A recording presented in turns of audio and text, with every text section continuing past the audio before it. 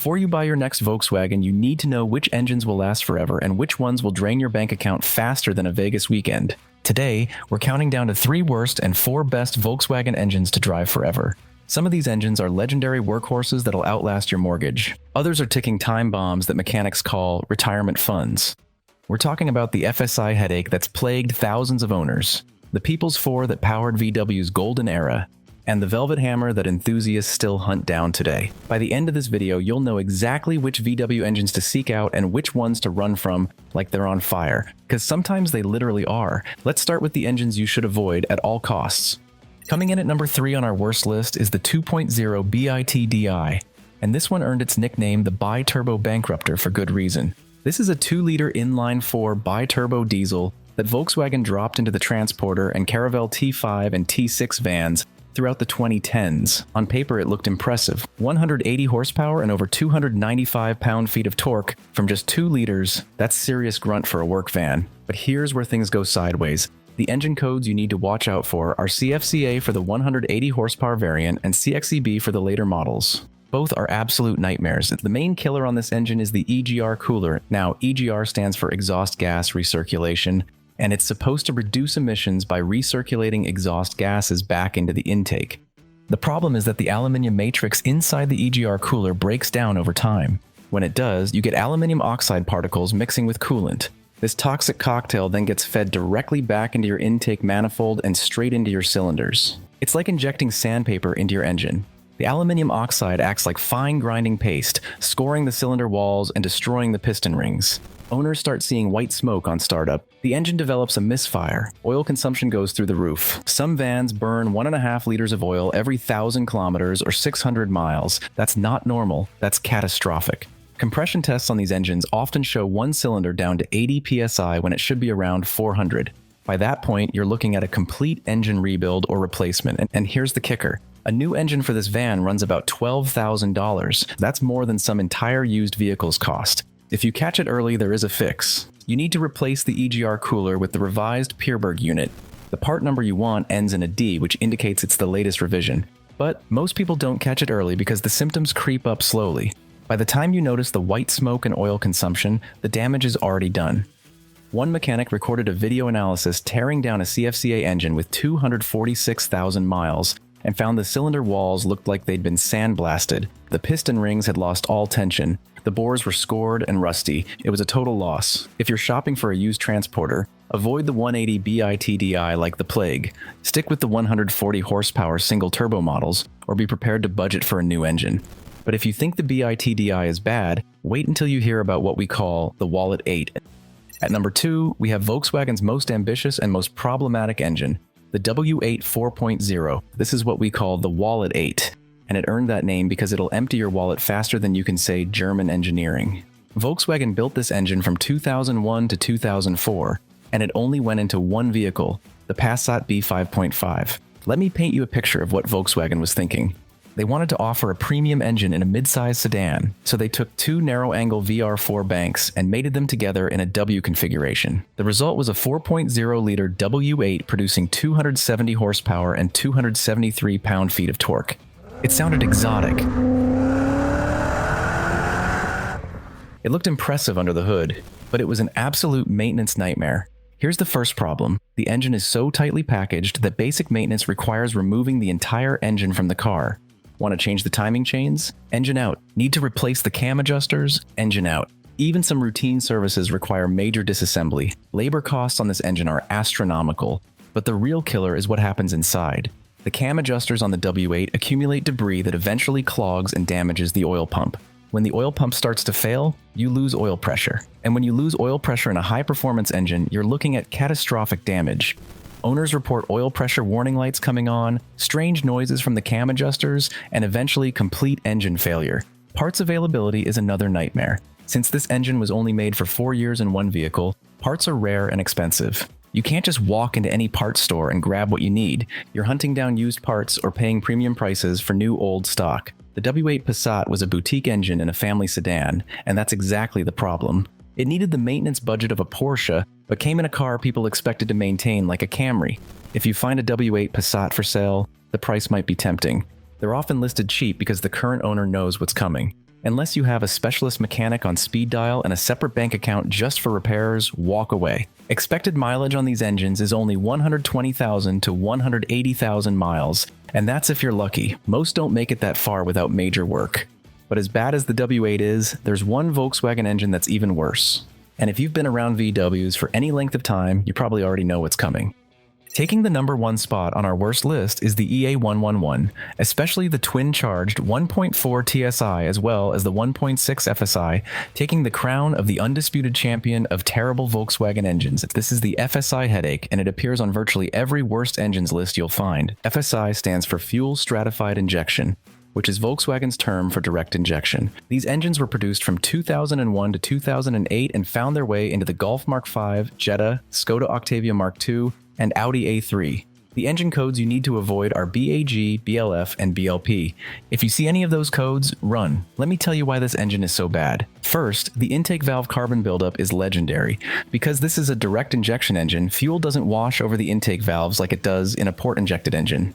Oil vapors and exhaust gases from the PCV system bake onto the valves and form thick carbon deposits. These deposits restrict airflow, cause misfires, rough idle, and sluggish acceleration. The only fix is walnut blasting, which means removing the intake manifold and manually cleaning each valve. That's a several $100 job that needs to be done every 60,000 to 80,000 miles. But carbon buildup is just the beginning. The BAG engine code, which is the 1.4-liter variant, suffers from timing chain stretch and tensioner failures. When the timing chain stretches, it can skip timing and cause the valves to collide with the pistons. That's catastrophic engine damage. We're talking bent valves, damaged pistons, and a repair bill that exceeds the value of the car.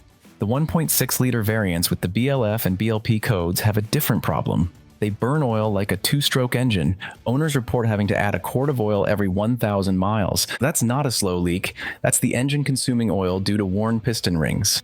Volkswagen's official position was that this level of oil consumption was within normal parameters. That's corporate speak for we know it's a problem, but we're not going to fix it. The FSI engines also suffer from failed coil packs, faulty sensors, and a host of electrical gremlins. It's death by 1,000 cuts, one problem after another until you finally give up and trade the car in. Expected mileage on these engines is only 120,000 to 180,000 miles, and that's if you stay on top of every single issue. Most owners throw in the towel well before that. Some experts even ranked the 1.4 and 1.6 FSI as the worst engine ever made. Not just worst Volkswagen engine, worst engine period. If you're shopping for a used Golf Mark V or Jetta from this era, check the engine code. If it's FSI, keep looking. There are plenty of other VWs out there with engines that won't make you question every life decision that led you to that purchase.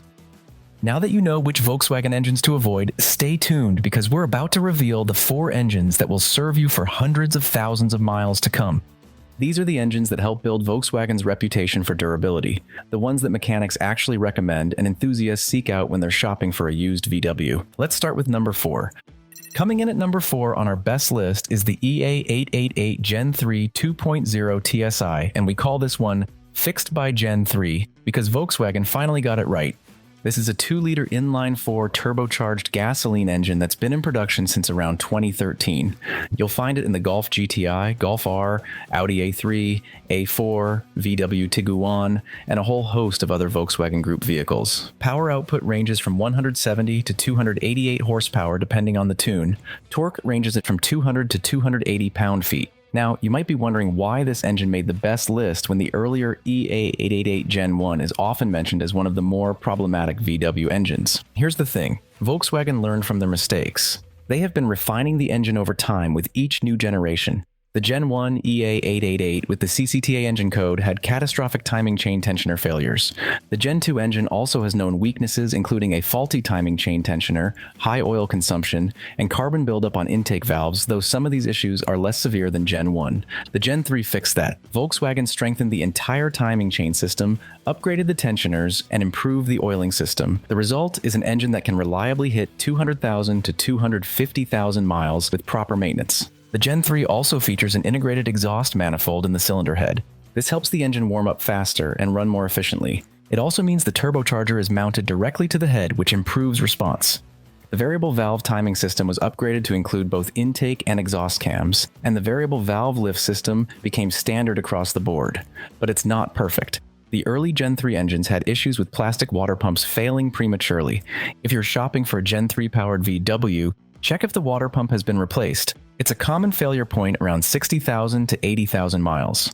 The other issue is carbon buildup on the intake valves. Because this is still a direct injection engine, you'll need to have the valves walnut blasted every 60,000 to 80,000 miles. Budget about $400 to $600 for that service. Maintenance is straightforward. Change the oil every 5,000 to 7,500 miles with quality synthetic. Replace the coil packs when they start to fail, usually around 100,000 miles. Keep an eye on the water pump and thermostat housing. Do that and the Gen 3 EA888 will serve you well.